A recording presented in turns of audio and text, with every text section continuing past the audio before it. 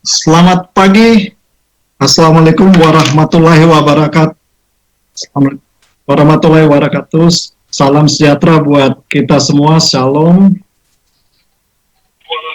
Salam sejahtera buat Ya, saya Hendra Sinadia, sehari-hari Direktur Eksekutif APBI, Asosiasi Pertambangan Batubara, dan juga anggota Perhapi, ikut dalam pengurusan Perhapi. Sangat senang bisa diundang untuk kontribusi pada pagi hari ini menjadi moderator dalam acara Safe Indonesian Call Perhapi. Kalau kita lihat topik beberapa hari ini, topik kali ini tidak kalah pentingnya ya. Kita lihat di hari pertama Pak Menteri menyampaikan gagasan agar Perhapi, ahli-ahli pertambangan untuk memikirkan bagaimana pengembangan teknologi pemanfaatan batu bara ke depan. Kemudian di sesi berikutnya arahan dari Pak Menko Kemaritiman dan Investasi, dan kemarin ada sesi mengenai ketahanan energi, konservasi batu bara. Maka rangkaian dari acara di hari ini tidak kalah pentingnya. Ini kita berbicara mengenai bagaimana transisi energi, karena kalau kita lihat bahwa sektor industri pertambangan batu bara merupakan salah satu komoditas yang tidak terbarukan, tentu mempunyai nanti suatu waktu akan tergantikan oleh energi terbarukan. Nah, bagaimana konteks ini transisi energi dilihat dari potensi kita atas sumber energi terbarukan ya. Kita mempunyai potensi yang sangat besar dari geotermal antara lain, kemudian juga energi terbarukan yang lain termasuk juga tenaga nuklir. Nah, di sesi hari ini judulnya cukup menarik mengenai disrupsi teknologi pemanfaatan batu bara untuk pengembangan batu bara ke depannya. Nah, tentunya kalau kita berbicara mengenai disrupsi, ini disrupsi dalam artian yang lebih positif ya, bahwa ada satu kejadian yang luar biasa yang memicu terjadinya satu perubahan.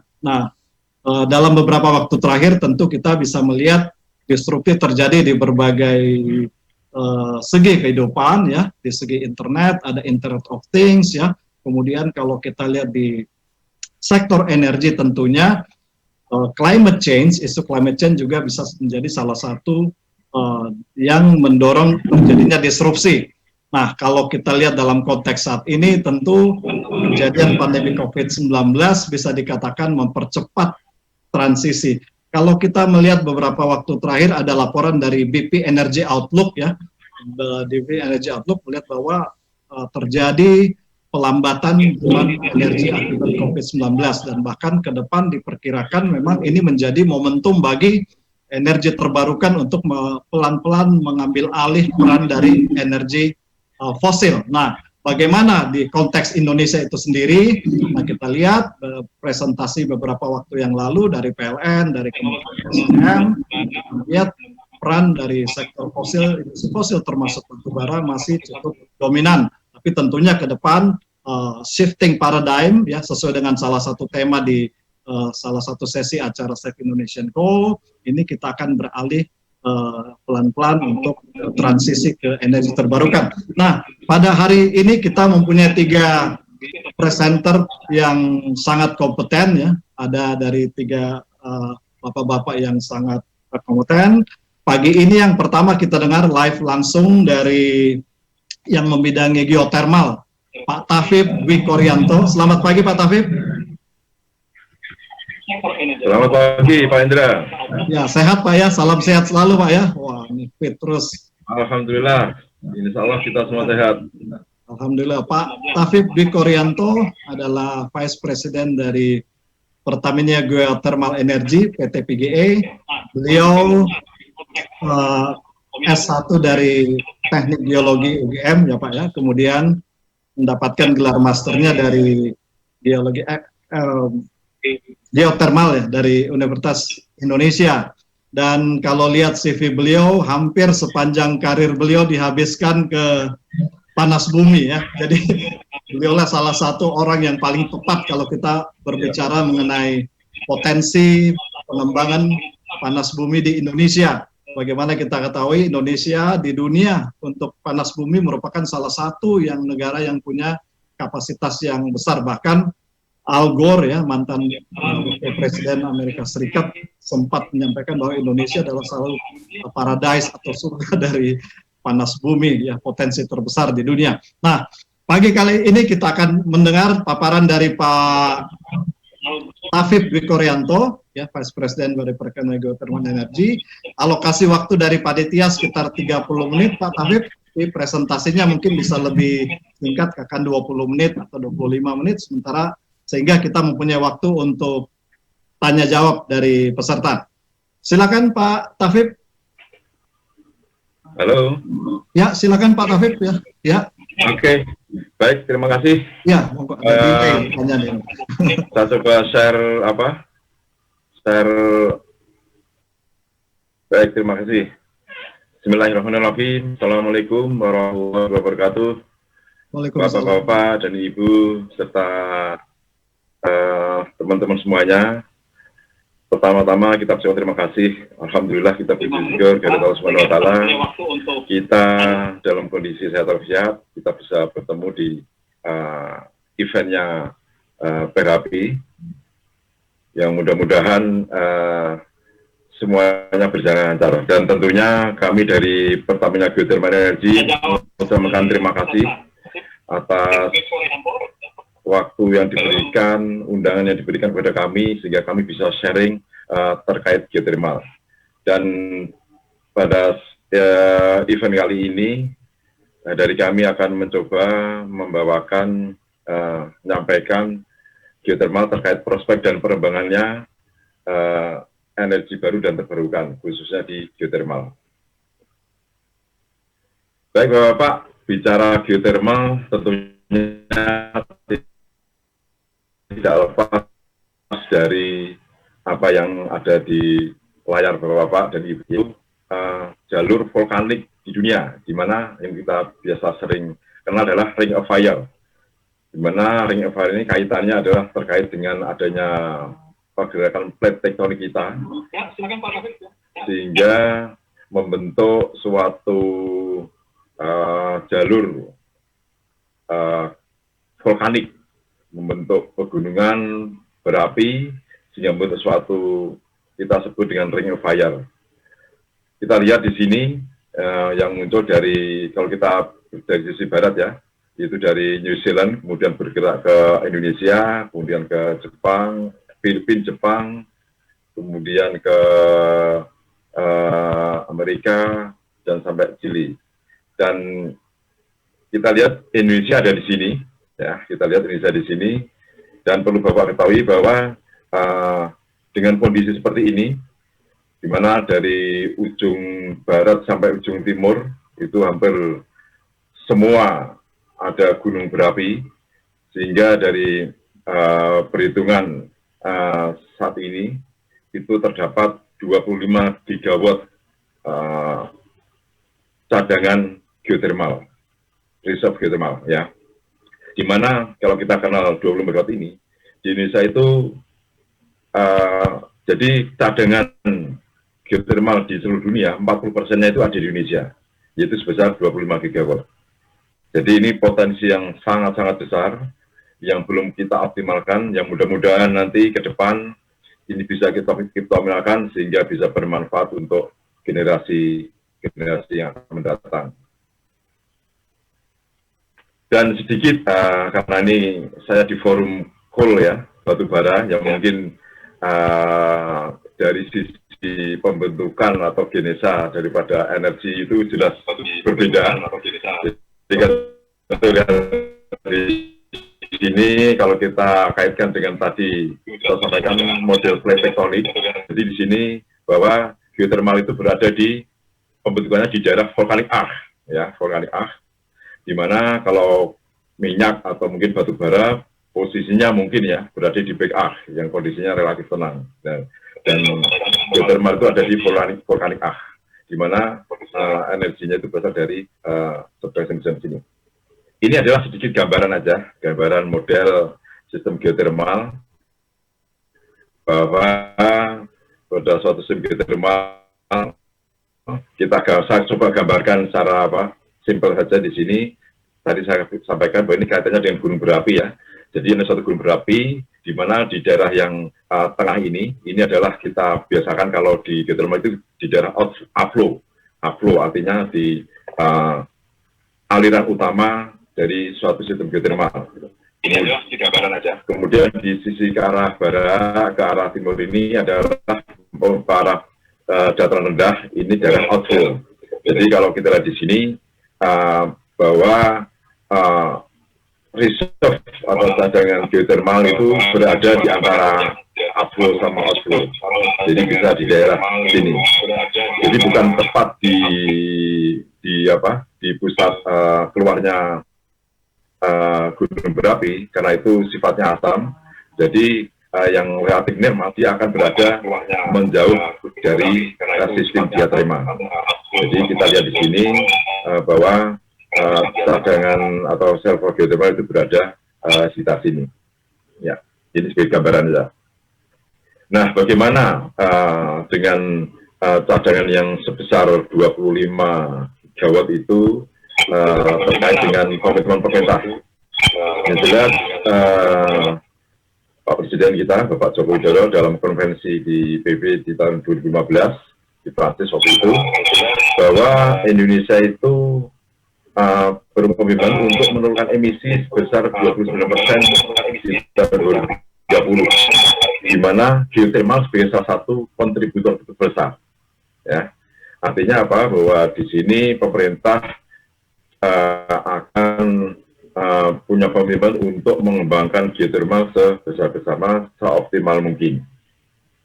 Dan kalau lihat di tabel sini, kita lihat bahwa di tahun 2020 itu targetnya adalah 3.800 megawatt, dan di 2025 adalah 7.000. Nah, bagaimana dengan kondisi saat ini? Kondisi saat ini di tahun 2020 ya, tercatat, itu sampai saat ini, itu sebesar yang terinstall ya, itu 2.131, artinya ada gap sekitar 1.600-an megawatt, yang mudah-mudahan nanti itu bisa kita kejar nanti di tahun di 2025, mudah-mudahan itu target di 7.000-an itu sudah tercapai. Dimana saat ini sudah mulai banyak WKP dan pengusaha-pengusaha pengembang geothermal sudah mulai bermunculan, sehingga kita harapkan bahwa walaupun sekarang saya masih ada gap, mudah-mudahan di tahun 2025 itu bisa tercapai. Itu sedikit gambaran terkait komitmen pemerintah. Nah, ini adalah gambaran daripada cadangan geothermal di seluruh dunia. Kita lihat, ini adalah negara-negara terbesar yang mengembangkan geothermal di sini, di mana yang terbesar adalah masih Amerika, ya, sebesar 3.600-an. Sedangkan Indonesia di posisi kedua sekarang, yaitu 2.100-an. Sudah melewati Filipina dan Turki. Mudah-mudahan kalau kita melihat tadi target pemerintah sampai 7.000 saja di tahun 2025, mudah-mudahan kita akan menjadi the largest dari pengembangan geothermal di dunia. Harapannya seperti itu. Ya. Kemudian kalau kita lihat di sini WKP ya, atau Geothermal Working Area yang dipunyai PGI, kita lihat ada 15 di sini yang meneliti, dan pengembangan yang lain yaitu adalah di daerah di Patuha, kemudian di Dieng, Ulumbu, Matologo, dan Sorik Merapi. Itu yang tidak dimiliki oleh, yang tidak dikembangkan oleh PGI. Sedangkan yang kerjasama atau JOC dengan beberapa pengembang, yaitu dengan SAR, yaitu untuk di Wayang Windu, Derajat, dan Salak. Kemudian di Sarwola itu dengan Sol, ya, Sarwola Limited. Ini sedikit gambaran bagaimana peran posisi Indonesia yang menempati cadangan terbesar kedua di dunia.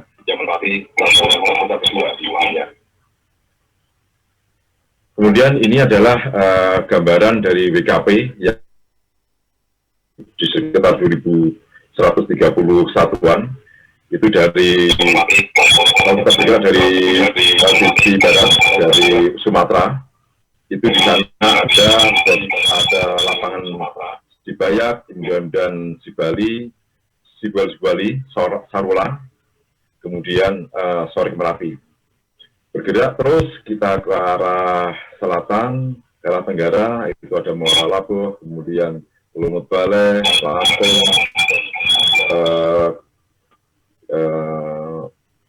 kemudian di Jawa itu ada Kamojang, kemudian ada Papua, ada Derajat, ada Dieng, kemudian kalau di Sulawesi itu ada Laindang dan Kompaso, kemudian di daerah Indonesia bagian timur, yang selain itu di NTT, itu Ulum dan Mataluku. Jadi ini adalah gambaran WKP yang sudah dikembangkan, artinya sudah terinstall sebesar 2.131.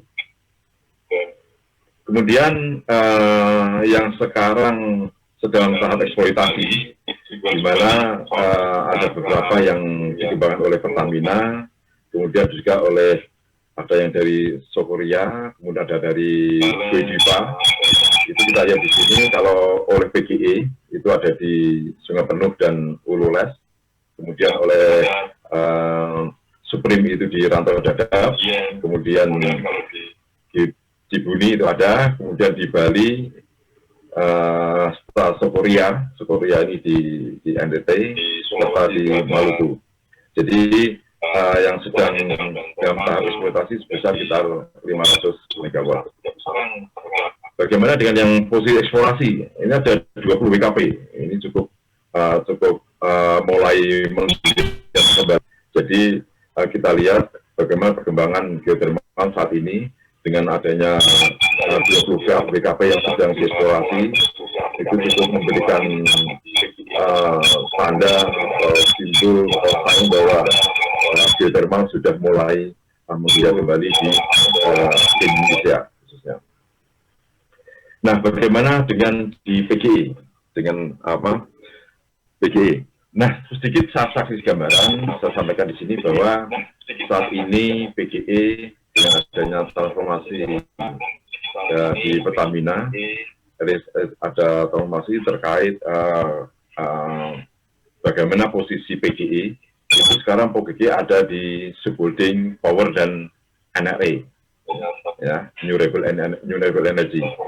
Jadi dengan posisi seperti ini dari PGE itu mempunyai strategi adalah strategi yang existing yaitu managing base, artinya dengan kondisi saat ini kita mengoperasikan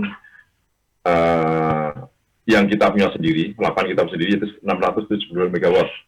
Kemudian tadi saya sampaikan ada JOC itu dengan standar energi itu sekitar 1.205 MW. Jadi ini cukup membanggakan bahwa saat ini dari PGE, khususnya WKP PGE itu menghasilkan 1.800-an, hampir 900 MW. Kemudian bagaimana transisi ke depan, yaitu kita di dalam tahap development motorization, kita rencana akan meningkatkan kapasitas sampai 1.112 di tahun 2026.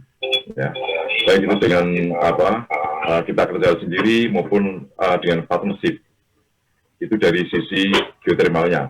Bagaimana dengan NR yang lain, IPT yang lain, itu kita akan ke arah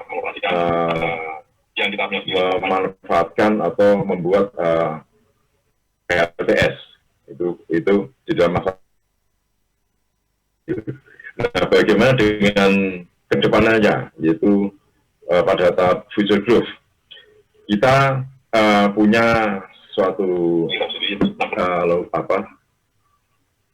bisa katakan keinginan komitmen bahwa kita punya simbol beyond energy, di mana artinya kita bukan sekedar hanya dari listrik saja, tetapi kita akan mengoptimalkan bahan-bahan atau mineral-mineral yang masih berharga yang berada di dalam fluida geotermal. Nanti secara detail akan jelaskan ya, bagaimana apa saja kira-kira yang termasuk di dalam beyond energy ini. ini adalah seperti tadi kita ada 14 WKP saat ini.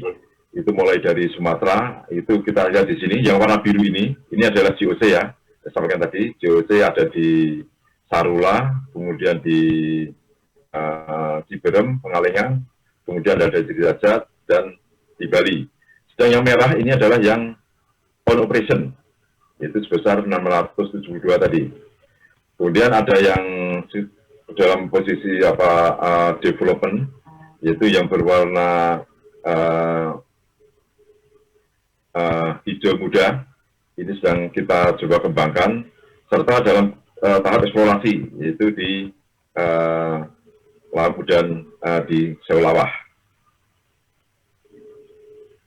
Ini adalah pengembangan geotermal kapasitas yang saat ini, yaitu kita lihat di sini bahwa 2020 ini ya, itu sudah 672.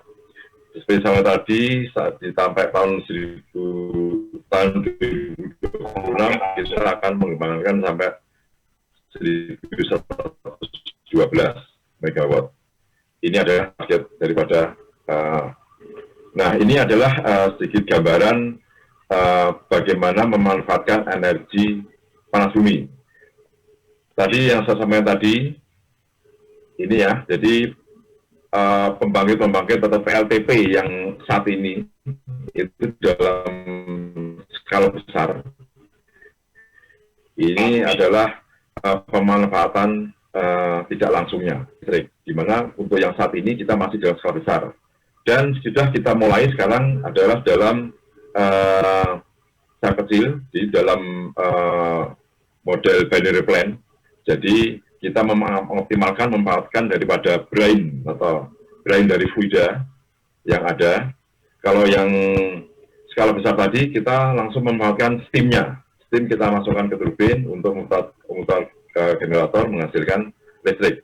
Nah, untuk yang binary ini kita mengoptimalkan memanfaatkan brine-nya, yang dimana brine ini masih punya panas, yang itu kita bisa manfaatkan untuk menggerakkan fluida kerja di dalam heat exchanger, sehingga itu pasti bisa menghasilkan listrik. Dan ini sudah berjalan, dan ini masih proyeknya dalam proyek awal, di mana kita kerjasama dengan GFZ. Ini adalah berada di Lahindong.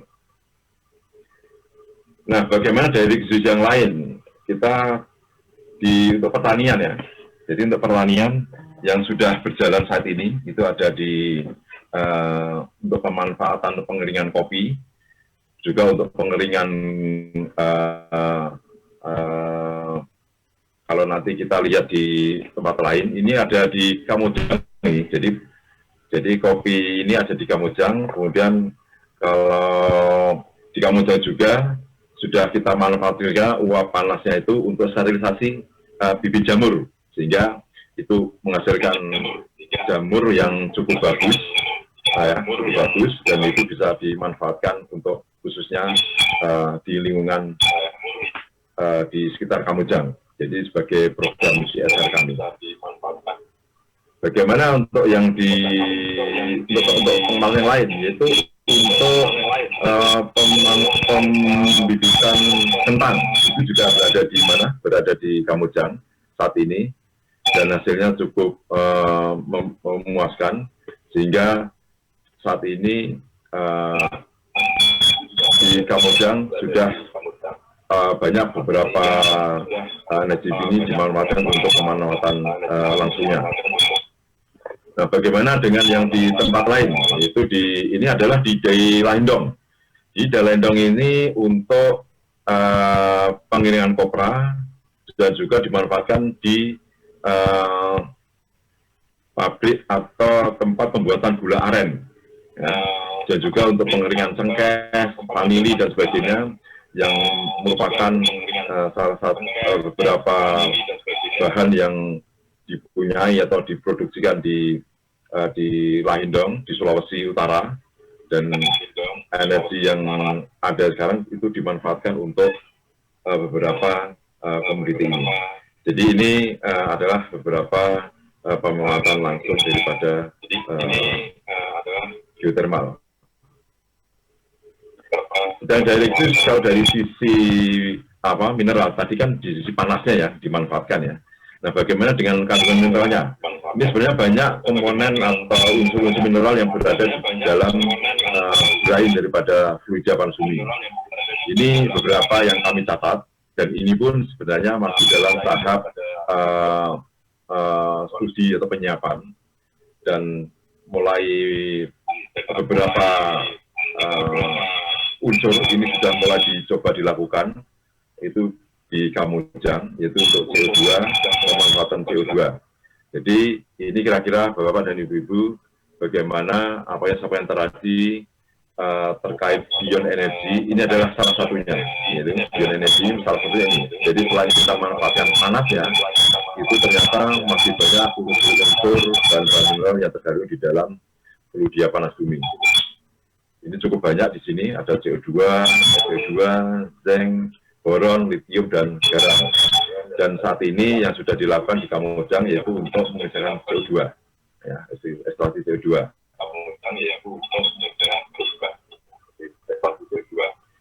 Ini yang sudah dikembangkan atau sudah dicoba di Karaha, yaitu silikanya. Jadi silikanya itu kita endapkan di permukaan, kemudian nanti kita ambil, kita manfaatkan, kemudian bisa kita olah itu menjadi silika murni maupun silika dalam bentuk dari endapan fluida langsung. Jadi ini sudah juga masih dalam tahap studi juga untuk dioptimalkan pemanfaatannya buat silika. Jadi saya singkat mungkin itu ya yang bisa sampaikan. Mudah-mudahan nanti kita bisa berdiskusi lebih lanjut, lebih dalam terkait geothermal, bagaimana peluang ke depan dan sebagainya. Mungkin begitu Pak Indra bisa sampaikan. Mudah-mudahan bermanfaat. Terima kasih. Assalamualaikum warahmatullahi wabarakatuh. Waalaikumsalam. Terima kasih Pak Taufik Dwi Korea atas paparannya, menarik sekali tadi mengenai potensi pengembangan geothermal di Indonesia. Nih kami masih menunggu di kolom chat pertanyaan-pertanyaan. Para peserta yang ingin mengajukan pertanyaan ke Pak Taufik bisa menuliskan di kolom chat yang tersedia di Zoom. Baik Pak, sambil menunggu saya ada sedikit pertanyaan buat Pak Taufik.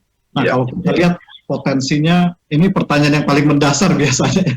Potensinya cukup besar gitu ya, dan kita lihat Pak Taufik momentumnya ya, apalagi ada istilah disrupsi dan terakhir ada pandemi. Nah, tapi kalau kita lihat beberapa tahun belakangan ini memang masih untuk menarik investasi tidak mudah gitu ya, mungkin karena kondisi perekonomian dunia juga. Tapi bagaimana Bapak melihatnya nih? Apa sih yang dengan adanya Undang-Undang 21 2014, kemudian ada PP nomor 7 juga 2017, ada Permen 32 kalau salah, dan jadi perangkat peraturan-peraturannya sudah dikeluarkan. Kira-kira apa sih yang masih menjadi kendala klasik gitu ya pengembangan geothermal di Indonesia?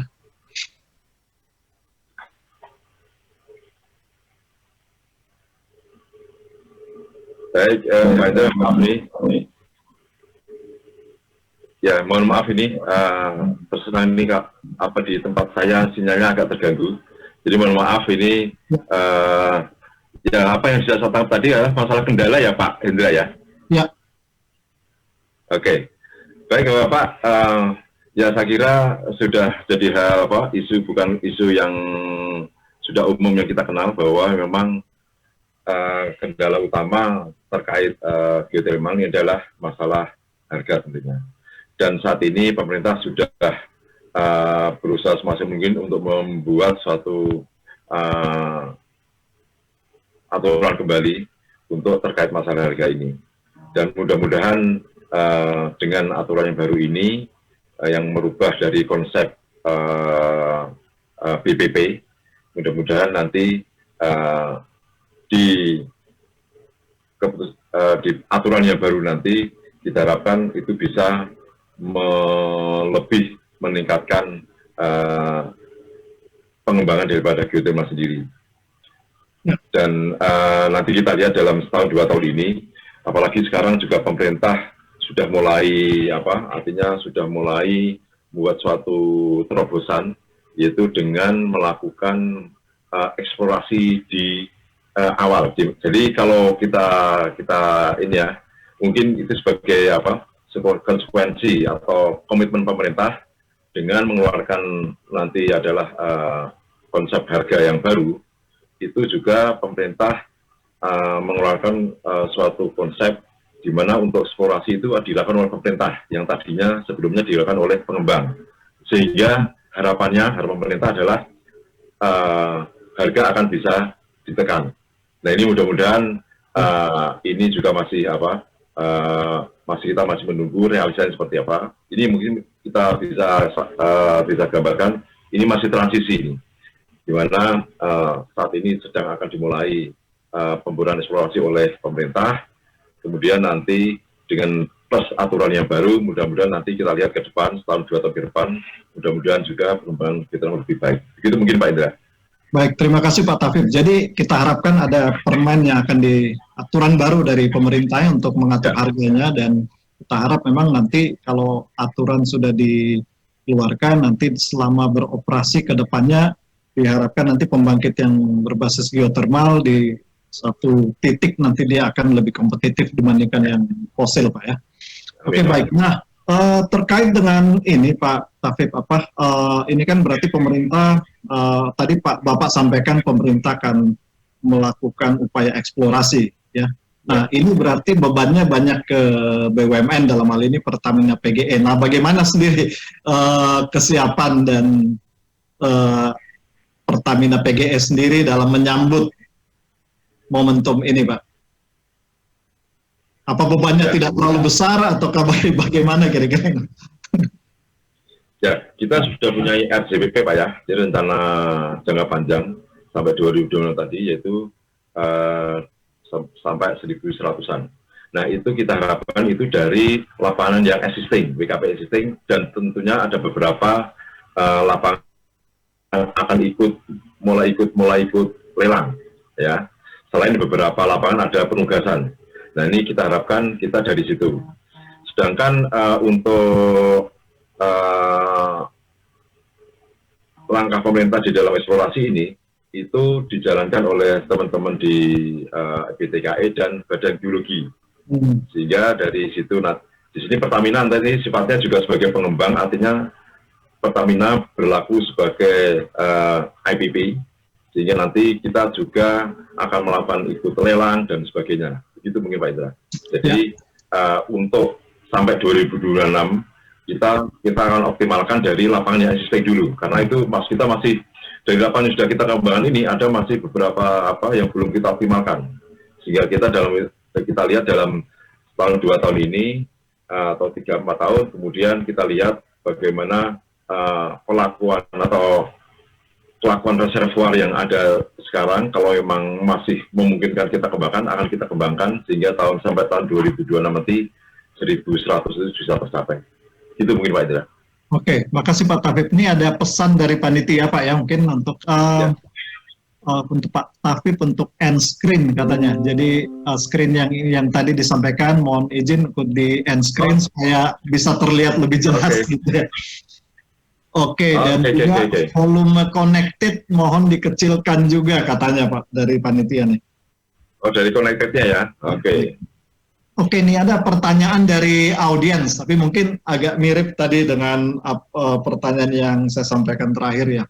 Ini dalam bahasa Inggris disampaikan, tapi mungkin idenya ada, when will the government improve the business case to attract private investor into geothermal sector? Mungkin tadi pertanyaan saya kan lebih ke privilege atau pemberdayaan BUMN untuk mengeksplorasi geothermal. Nah, dari sisi pelaku usaha swasta melihatnya ini bagaimana nih pemerintah, akankah nanti peran bidang pelaku usaha swasta juga diberi peran yang kira-kira sama dengan BUMN atau seperti apa sih ke depannya Pak?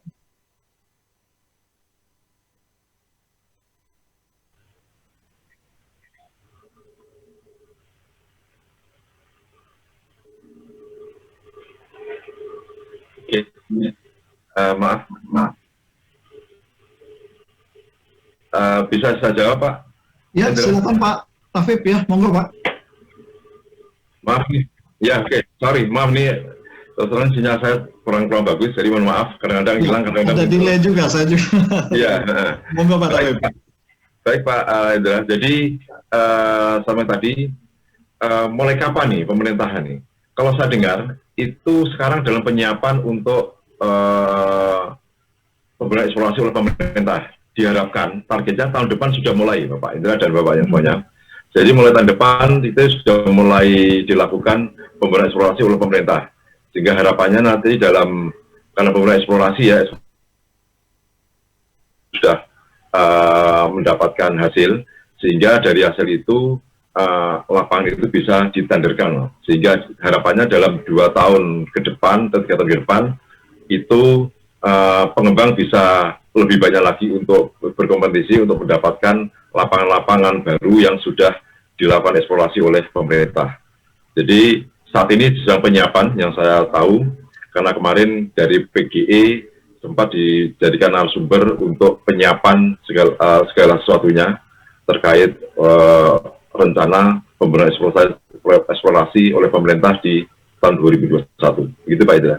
Oke, baik Pak Tafib. Mungkin karena waktu nih satu pertanyaan saya ambil dari Pak Rizal Kasli, Ketua Perhapi nih. Beliau bertanya, ya, untuk pengembangan geotermal saat ini berapa capex yang dibutuhkan per megawatt dan berapa biaya produksi per kWh-nya? Terus pertanyaan berikutnya, apakah Pertamina PGE sudah mendapatkan lapangan geotermal yang besar potensinya gitu? Monggo Pak Tafib. Oke, capex per megawatt Pak ya. Oke, kalau kita bicara capex megawatt itu sekarang dengan harga dengan kondisi seperti ini, yang terutama malah yang paling besar itu adalah di biaya pemboran ya. Di biaya pemboran ini cukup besar, memakan biaya cukup besar, sehingga dari hitungan kasar saat ini per megawattnya itu bisa sampai 45 juta per megawatt untuk capexnya ya. Jadi kalau kita mau ngembangin katakan 50 megawatt aja, itu sudah bisa menghabiskan sekitar 200 sampai 225 juta US. Ya. Itu capexnya. Kemudian tadi biaya produksi Pak ya tadi ya? Iya Pak.